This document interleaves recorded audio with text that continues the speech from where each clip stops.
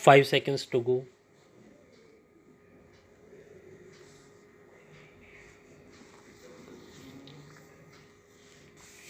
Start. My interest in basic education goes back to the day when Mahatma Gandhi convened a conference at Wardha for discussing this subject. A few prominent educationists and workers in the cause of national education had also been invited to attend this conference. I have been in touch with the progress of this system of education ever since.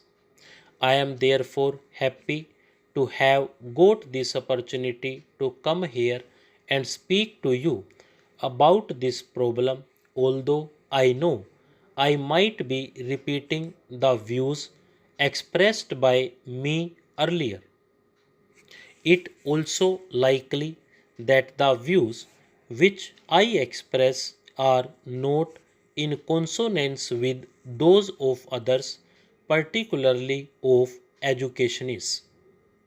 Besides, it is also to be seen how far my views fit in with the policy which is being pursued by the central and state governments in this connection, and how far it is practicable to modify that policy. Therefore, I hope what I am going to say will be taken as my personal opinion and that you will discuss it as such with an open mind without fear or favor. It will be agreed that the system of education, right from the first primary class to the highest university course which we are following today, is the same as introduced by British government in this country. We have not been able to introduce any fundamental change in that system even after the attainment of independence. It is pointless to blame anyone for it because the peaceful manner in which the transfer of power took place made it inevitable that, along with the governmental machinery and other things, the system of education should also come to us as a heritage of the old regime. It is now our duty to give thought to each one of these problems and decide, in the light of present day conditions, how they can be solved, and then to act upon what we have decided. There is no doubt that in introducing this system of education, the principal motive of the British government was to secure as much advantage as possible for establishing itself in this country. The Britishers also thought that, as compared to their own culture and literature, there was nothing much in Indian culture and literature which might be said to be worth preserving. There is no doubt in course of time their views underwent some change. The progress of science in Europe meanwhile confirmed them in their view that scientific education could be imparted only through the medium of English.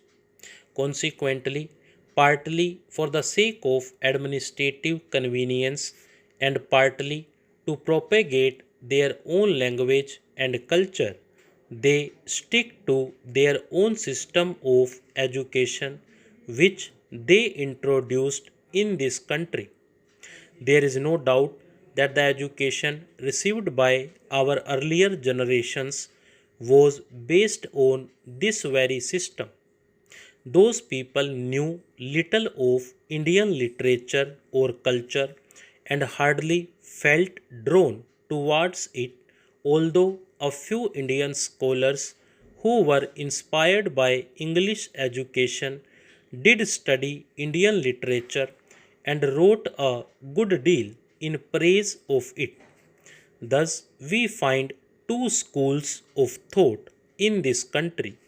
The followers of one school believe that our own language alone can be the medium of education, and until that is done, education is bound to remain confined to a small section of society and will never spread among the masses. The other school of thought thinks that in this scientific age, our country cannot cut itself adrift from European thought, and that at least higher education should continue to be imparted through the medium of English. If that is not done, they argue, we shall fail to pull our weight and lag behind other nations in the race for material progress. These views, as a matter of fact, apply not only to the medium of instruction but actually to the whole system of education. Our people have responded more and more to the coal education during the last 50 years, and this is evident from the phenomenal increase in the number of educational institutions. In 1911-12, when Burma and Pakistan were also part of India, there were 186 universities and colleges in India as compared with 537 in 1946 to 49, though Burma and Pakistan had separated, leaving India smaller in area and population. It is clear from the figures that there is a widespread demand for educational facilities. This demand is no longer confined to towns alone, but is evident among people of the rural areas also. One result of this spread of education has been that many educated people find themselves unemployed. Government jobs and service in private undertakings offer limited openings for the educated. Only a small fraction of successful scholars can be absorbed in them. A large majority of the educated are averse to taking up their parental occupations. As a result of their education, they have lost the capacity to take up those occupations, and they are not equipped to follow any other either.